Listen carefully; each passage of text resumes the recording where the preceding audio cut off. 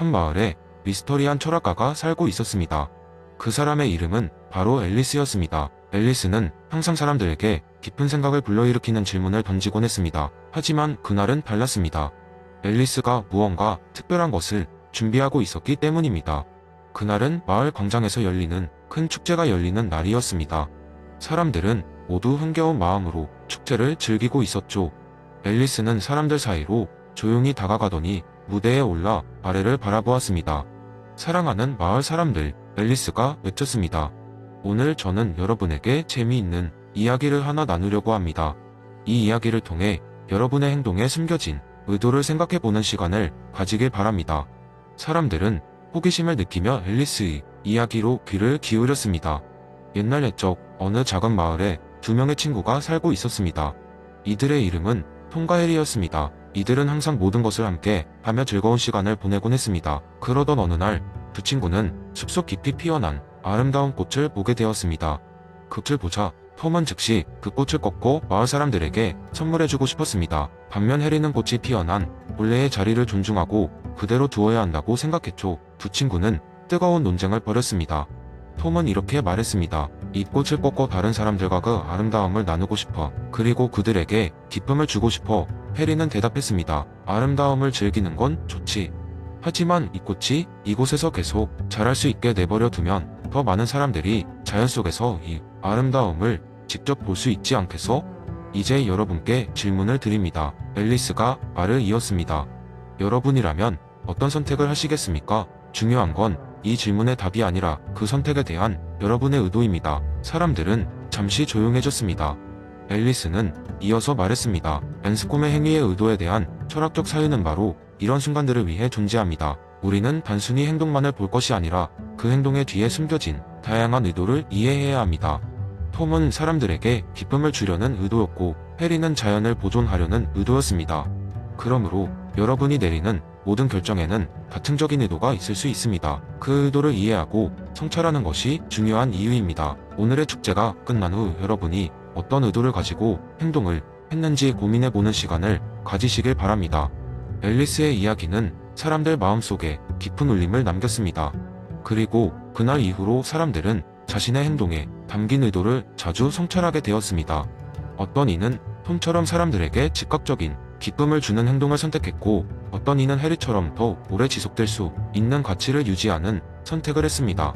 사람들은 저마다 다른 선택을 했지만 앨리스의 이야기를 통해 모두가 자신의 행동을 보다 깊이 이해하게 되었습니다. 그러면서 마을은 조금씩 더 이해와 배려가 넘치는 곳으로 변해갔습니다. 결국 앨리스의 의도는 사람들에게 깊은 철학적 깨달음을 선물하는 것이었고 이는 성공적으로 이루어졌습니다. 두 번째 이야기 버나드 윌리엄스의 도덕적 행운 이론을 재미있는 이야기를 통해 설명해 보겠습니다. 이 이야기는 아주 평범한 날에 벌어진 운명의 장난이 얽혀있는 어떤 도시의 일상을 배경으로 합니다. 어느 화창한 봄날 도시 한복판에는 다양한 사람들이 각각이 일상으로 바쁘게 움직이고 있었습니다. 그 중심에 위치한 두 차로에서는 두 인물이 각기 다른 목적지를 향해 가고 있었습니다. 한 사람은 잘 알려진 환경운동가인 앤디였고 다른 이는 그저 회사로 출근 중인 평범한 회사원인 밥이었습니다. 앤디는 전날 밤 늦게까지 환경보호 세미나를 준비하느라 피곤했지만 자전거를 타고 움직이는 것이 지구를 위한 작은 실천이라 믿고 자전거 페달을 밟았습니다. 그녀에게는 같은 마음을 가진 동료들과의 회의가 예정되어 있었기에 지체할 틈이 없었습니다. 밥은 조금 달랐습니다. 그는 그날 아침 중요한 프리젠테이션을 앞두고 있어 서두르고 있었고 평소의 루틴처럼 커피 한 잔을 테이크아웃해 자동차에 탑승했습니다. 그의 마음은 이미 직장에서의 프리젠테이션 자료에 가 있었으므로 도로 상황에 그리 신경 쓸 여유가 없었습니다. 그들이 동시에 그 교차로에 이르렀을 때 앤디의 자전거 체인이 갑작스럽게 걸리며 도로 한가운데에서 멈춰섰습니다. 비슷한 시각 밥은 교차로에서 노란불이 깜빡이는 걸 보았지만 더 빨리 가야 한다는 생각에 악셀러레이터를 밟았습니다. 이 순간 양쪽 도로에서는 각각의 상황이 벌어지고 있었습니다. 앤디는 쓰러지며 균형을 잃었고 그녀의 자전거는 길 옆으로 크게 기울어져 교차로에 멈춰섰습니다. 그리고 밥의 차를 향해 천천히 미끄러져 갔습니다. 밥은 이를 피하기 위해 급히 핸들을 돌렸고 다행히 큰 사고 없이 차를 세우는데 성공했습니다. 하지만 상황은 그게 끝이 아니었습니다. 밥의 차가 멈추는 동시에 갑자기 교차로 반대편에서 온다던 그 유명한 환경 다큐멘터리 필름 제작자가 그 장면을 목격했습니다. 그는 즉시 상황을 기록했고 쏜살같이 매체에 보도가 되면서 앤디는 낭비되는 도로의 위험성을 경고하는 용감한 환경운동가 로 칭송받게 되었습니다. 반면 밥은 교차로에서 속도를 줄이지 않은 무모한 운전자 로 낙인이 찍혔습니다. 뉴스는 둘의 이름을 오르내리며 그들의 행동을 평가했지만 정작 앤디도 밥도 무슨 일이 있었는지 혼란스러웠습니다. 며칠 뒤 이 사건에 대한 토론회가 열렸고 사람들은 과연 밥에게 비난을 가하는 것이 옳은가, 앤디는 운이 좋았을 뿐인 대가 대표가 된 건 아닐까 하는 질문을 던지며 열띤 토론을 벌였습니다. 이 자리에서 한 철학자는 윌리엄스의 도덕적 행운 이론을 소개하며 양측 모두 그날 교차로에서의 사건은 예기치 못한 운의 결과였음을 설명했습니다. 결국 모두는 서로에게 조금 더 이해심을 가지며 운명의 장난에 유머를 더할 수 있게 되었고 도덕적 판단이 얼마나 지질한 운에 장난에 저어될 수 있는지를 깨닫게 되었습니다. 이 이야기는 명확히 통제할 수 없는 상황들 속에서 도덕적 평가가 어떠한 경로로 진행될 수 있는지 보여줍니다. 철학적 사색을 통해 우리는 도덕적 판단을 좀 더 유연하게 바라보고 각자의 책임을 보다 현명하게 이해할 수 있게 됩니다. 세 번째 이야기, 옛날 옛적 작고 평화로운 마을이 있었습니다. 그 마을에는 철학을 사랑하는 노인이 살고 있었는데 그의 이름은 에픽이었습니다. 그는 스토아 철학을 연구하며 삶의 지혜를 담은 이야기를 나누는 것을 좋아했습니다. 어느 화창한 날 마을 광장에 많은 사람들이 모여 있었습니다. 그날은 마을의 데이비드라는 청년이 결혼식을 올리는 날이었기 때문입니다. 하지만 안타깝게도 날씨가 참으로 변덕스러웠습니다. 아침에는 화창했지만 결혼식이 가까워질수록 먹구름이 몰려들어왔습니다. 데이비드의 얼굴은 걱정으로 가득 찼습니다. 그는 결혼식 날의 비 때문에 잠을 설치기까지 했던 것입니다. 그때 에픽 노인이 데이비드 곁으로 다가왔습니다. 그는 데이비드의 어깨에 손을 얹고 부드럽게 말했습니다. 젊은이, 어찌하여 이렇게 침울한가? 데이비드는 한숨을 쉬며 대답했습니다. 노인장님, 오늘은 저에게 가장 중요한 날인데 날씨가 비를 뿌릴까 걱정이 됩니다. 이 때문에 결혼식이 망쳐질까 두렵습니다. 에픽은 미소를 지으며 고개를 끄덕였습니다. 아, 나도 내 마음을 이해한다네. 하지만 우리의 옛 철학자들은 변할 수 없는 것 때문에 걱정하는 것은 어리석은 일이라고 하지 않았던가? 하늘에서 비가 내릴지의 여부는 우리가 통제할 수 있는 것이 아니지 않은가? 데이비드는 에픽의 말을 듣고 살짝 헛갈리기 시작했습니다. 하지만 그렇다고 해서 우리의 중요한 날에 비가 온다면 아무것도 할 수 없지 않습니까? 에픽은 고개를 끄덕이며 말했다. 그렇다. 그런데 비가 오든 오지 않든 그날 내가 가장 소중히 여겨야 할 것은 내 사랑하는 사람들과 함께하는 순간임을 잊지 말도록 하게.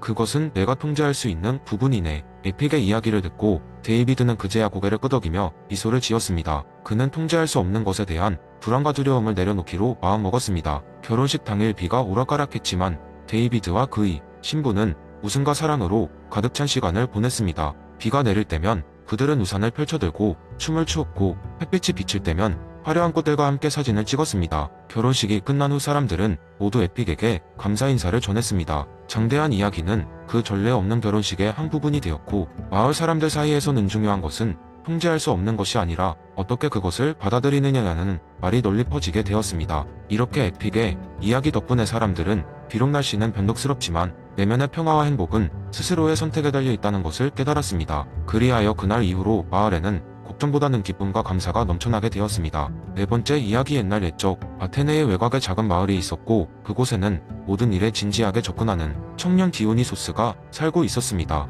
디오니소스는 무엇이든 철저히 계획을 세워야 마음이 놓이는 사람이었고 그 때문에 언제나 바쁘게 지내면서도 뭔가 허전한 느낌을 지울 수 없었습니다.